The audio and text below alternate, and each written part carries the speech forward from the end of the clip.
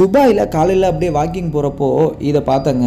என்னன்னு கேட்டிங்கன்னா, குப்பை அள்ளுற மிஷின். இதை சரி உங்களுக்கும் காட்டலான்னு சொல்லி வீடியோ எடுத்தேன். நம்ம ஊரில் டெவலப்மெண்ட் அப்படின்னு சொல்லி இன்னும் மனித கழிவுகளை கூட மனுஷனே அள்ளுற அவலம் தான் நடந்துக்கிட்டு இருக்கு. எவ்வளவோ காசு பணத்தை வீரங்கி வாங்குறதுக்கும் அணுகுண்டு தயார் பண்ணுறதுக்கும் செலவு பண்ணுற இந்த கவர்மெண்ட்டு இதுக்கு எவ்வளோங்க செலவாயிட போகுது?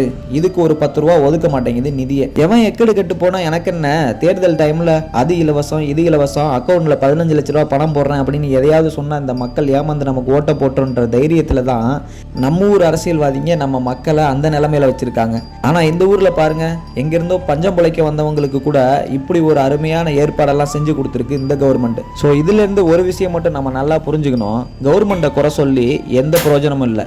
இன்னும் ஏமாந்து ஓட்டு போடுற இந்த மக்கள் திருந்தணும், அப்போ தான் ஏதாச்சும் நடக்கும்.